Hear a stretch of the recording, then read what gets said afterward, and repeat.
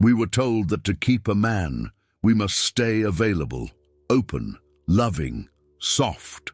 We were taught that silence is dangerous, that distance is a sign of disconnection, that if a woman pulls away, she loses him forever. But what if that was the greatest lie ever told to the feminine psyche? What if stepping back is not rejection, but revelation? What if the moment a woman stops chasing, stops proving, stops performing, is the exact moment a man begins to truly see her?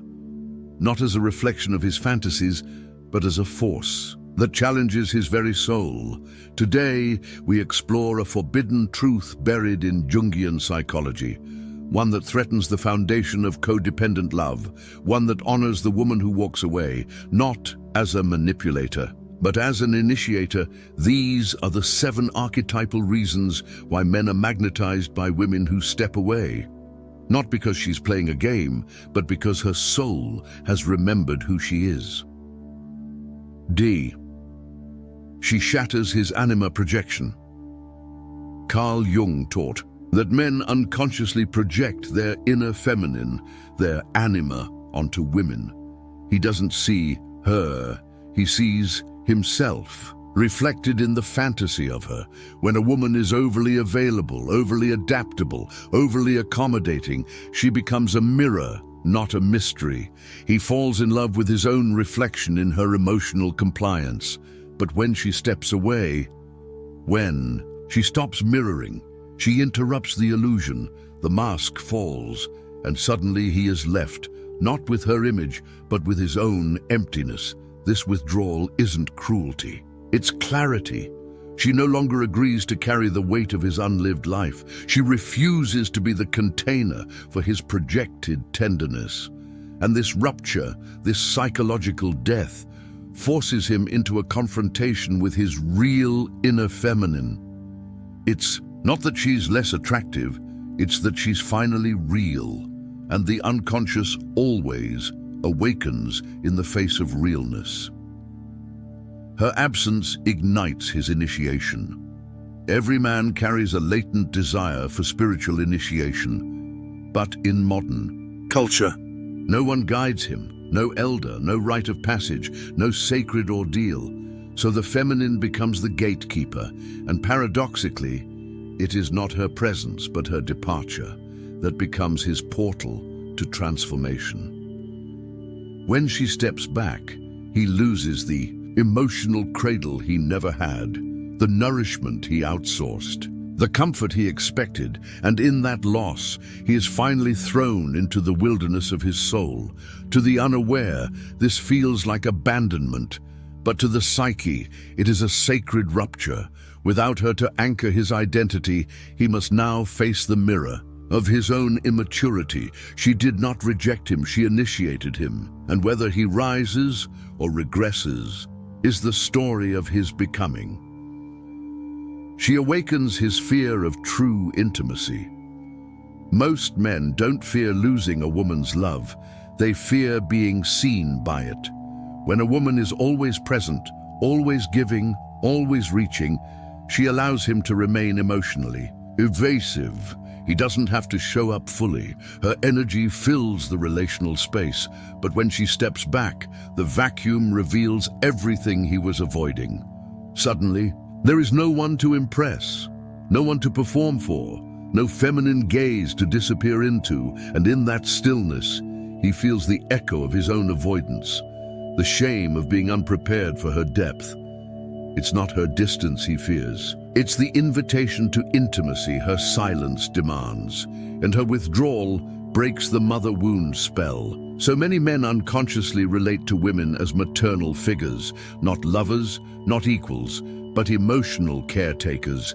This is the boy within, still, seeking fusion, still hungry for unconditional soothing, still terrified of emotional independence. When a woman steps back, she severs this psychic umbilical cord. She refuses to be his emotional mother, and at first, he may punish her for it, with anger, blame, withdrawal. But beneath the protest lies a deeper truth. Her act of pulling away is a severing of spell work. She no longer feeds the fantasy of fusion. She invites the man to grow up, and the soul of a man, if ready, cannot help but awaken to this. She becomes the unknowable feminine. Jung wrote that the feminine holds the key to the unconscious. She is mystery, chaos, depth, the dark sea. But when a woman over-explains, over-connects, overshares, she becomes defined, familiar, contained, and the masculine loses his orientation. But when she withdraws, when she allows herself to be unknowable, she becomes the oracle again. He no longer sees her as a role, he senses her as a force. And the masculine psyche, which longs for direction and transcendence, is magnetized by the feminine who no longer tries to be understood, not because she withholds, but because she is whole. In her silence, in her storm, she becomes the sacred riddle he cannot solve. Her detachment exposes his dependency. Every time a woman steps back, she disrupts the dependency loop. He can no longer rely on her for validation, for distraction, for temporary, emotional high, and so he is left with his own silence, his own disconnection, his own unmet inner needs. Most men are terrified of this void. They confuse her absence with rejection. But the deeper truth is, her departure reveals how dependent he was on her presence, and only from that raw place can real relating begin, not from need but from choice, not from fusion but from shared sovereignty. Her soul is no longer negotiable. At the deepest level, a woman who steps away is saying, "My soul is not up for debate." She is no longer available to be bargained with, no longer willing to dilute herself for acceptance. She has remembered her sacred interior, and that remembrance is magnetic, not to every man, but to the one who is ready to meet her there.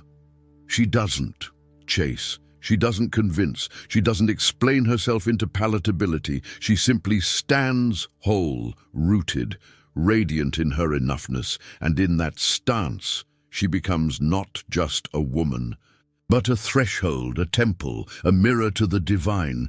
So, dear woman, if you've stepped away, if you've withdrawn your overgiving, if you've remembered your mystery, know this: you are not hard to love. You are hard to manipulate, and that distinction is everything. Your silence is not punishment, it is prophecy, and the man who is ready will hear it as a call, not a threat. In the comments, tell me, lady, when was the moment you realized your stepping back wasn't rejection, but revelation? And what did it awaken in you? This channel is your sacred space for healing, for remembrance, for sovereign rebirth. Subscribe now if you are done shrinking for love and ready to rise in your truth, because your soul is not negotiable. There is a silence no man understands until she no longer explains. There is a gaze no man survives until she no longer looks to be seen. And there is a power in a woman that only awakens when she is no longer afraid of being alone. In part 1, we witnessed what happens to the masculine psyche when she withdraws, when she unhooks, when she no longer mirrors his needs. But now, we enter the underworld of her own becoming. These are the 7 archetypal awakenings that unfold within a woman after she steps away. This is not the story of her loss. It is the resurrection of her essence. She meets the maiden who no longer needs rescuing. In the myths, the maiden is often abducted, taken, controlled, possessed. Like Persephone, she falls into a world not her own. For much of her life, the woman waits, for love to find her, for validation to bless her, for some man to come fix the ache. But when she steps back from him, she finally meets the inner maiden who doesn't want to be rescued. She wants to remember. In the silence of withdrawal, the dependency crumbles. She stops waiting for someone to give her permission to bloom, and this innocent, luminous part of her, previously trapped in pleasing and proving, suddenly rises, not fragile, but free, not pure, but powerful, because now she is no longer the maiden in need. She is the one who initiates herself. She awakens the wild woman and no longer performs for safety. In the hidden corners of the soul lives the wild woman, untamed, sensual, instinctual, free. She was buried under centuries of be nice, be desirable, don't be too much. But stepping away from a man often awakens the rage of all the parts of her that had to shrink to be loved. This rage is not bitterness, it is sacred fire. And in that fire, she burns the mask.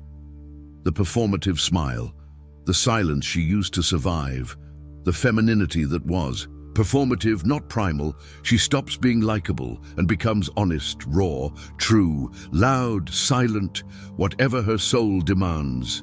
And this wild woman, once feared, now embodied, makes her not less lovable, but finally real. She reclaims the high priestess, keeper of her sacred no. In the tarot, the high priestess sits between two pillars. She holds the scroll of divine knowing. She is the gatekeeper of what comes in and what does not. Most women are taught to say yes, yes to connection, yes to love, yes to staying even when her body screams, go. But after she steps away, she remembers that her no is sacred. She no longer entertains energy that drains her.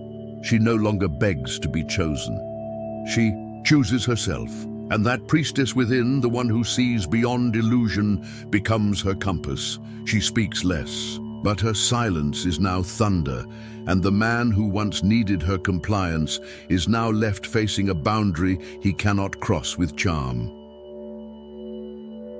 She heals the inner child who confused love with performance. At the root of her overgiving is not just fear of abandonment, but a little girl who thought, if I'm good enough, quiet enough, pretty enough, maybe he'll stay.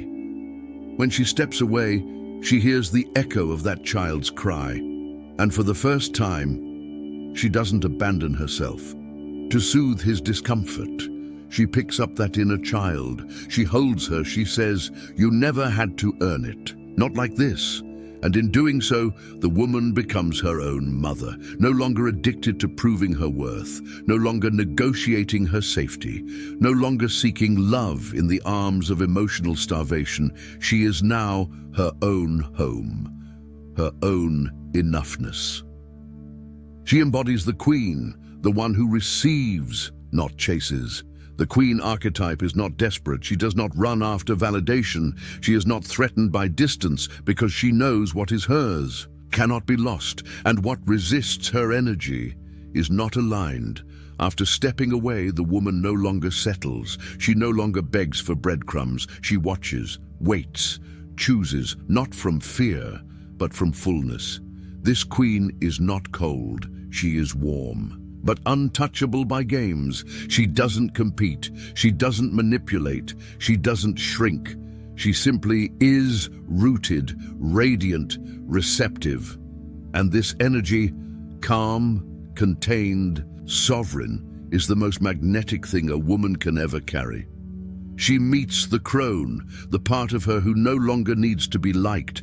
In every woman lives the crone, the elder, the truth-teller, the one who has seen too much to pretend.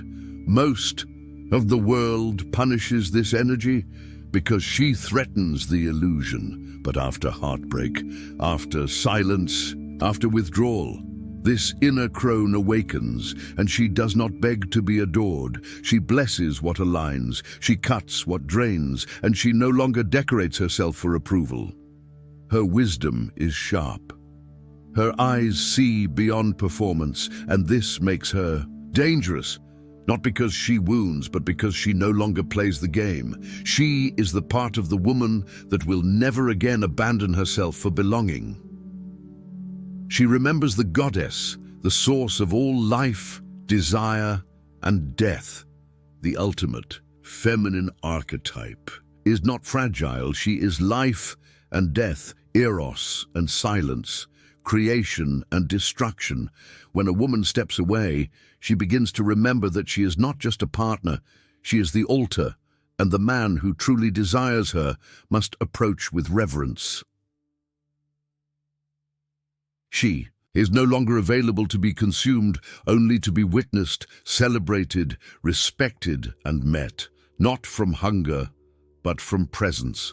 She is the return of sacred feminine power, not to dominate, but to remind the world what wholeness feels like. So to the woman who stepped away, you did not lose love. You found your source.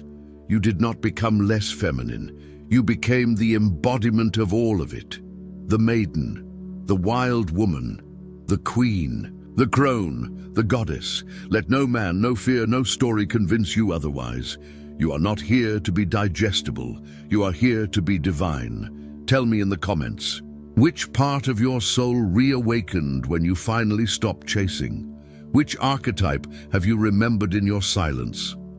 And if you are ready to walk this path not as a role, but as a reborn woman, subscribe to this sacred space. Because this is not a channel, it is a temple, and you, beloved, are finally home. This is not the story of how she left.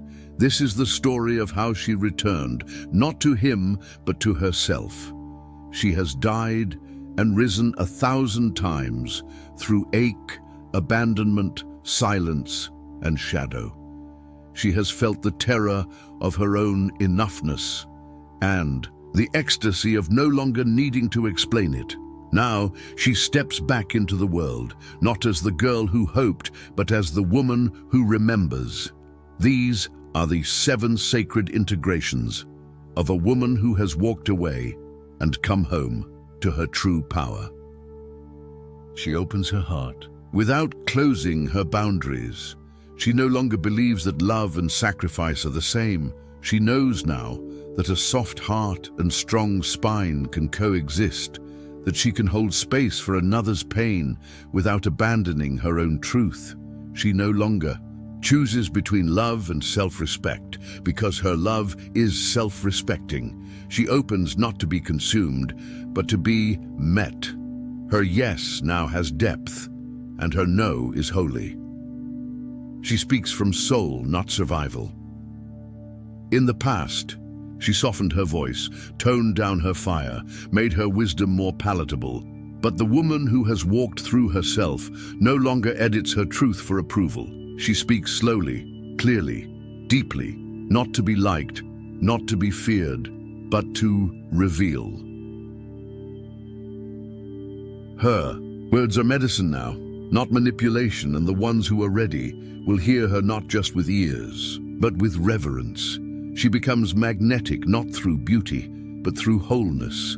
The world taught her to seduce, to entice, to attract, but now she doesn't perform attraction. She embodies wholeness, and that is irresistible, because she is no longer a woman seeking love. She is love, in motion, in silence, in power, in grief, in grace. She walks into a room, and something ancient stirs, not because of how she looks, but because of what she remembers.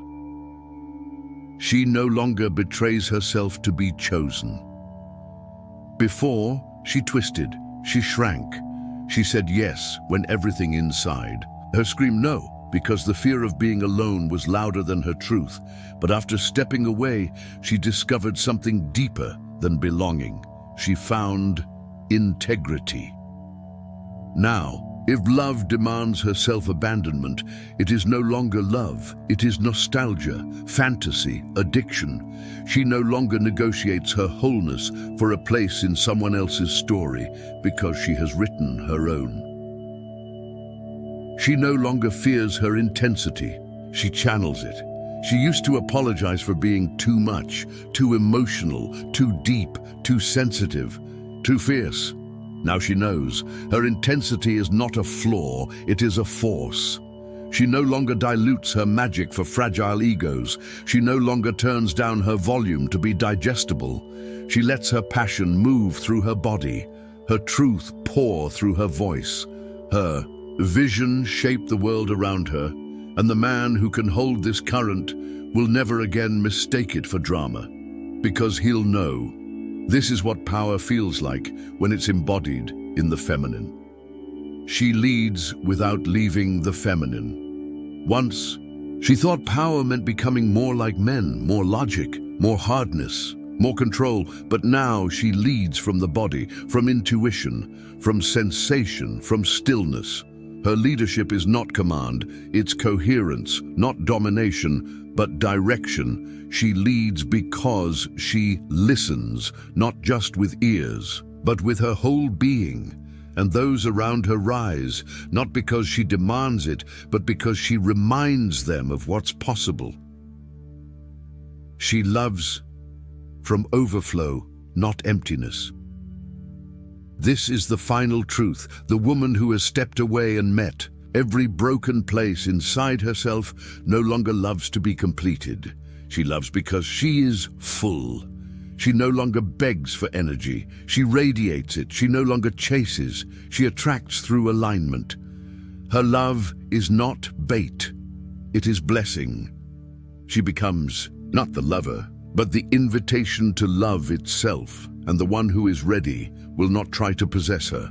He will honor her. He will not chase her shadow. He will sit with her soul, and she will rise not for him, but beside him. Because true love is not rescue, it is recognition, and she has finally recognized herself. So now I ask you, what have you reclaimed since you walked away? What no longer tempts you because you've remembered who you are? This is your sacred space for rewilding, remembering, and returning. Subscribe to this channel not just to consume content, but to consecrate your journey. Because here, we do not chase healing, we become it.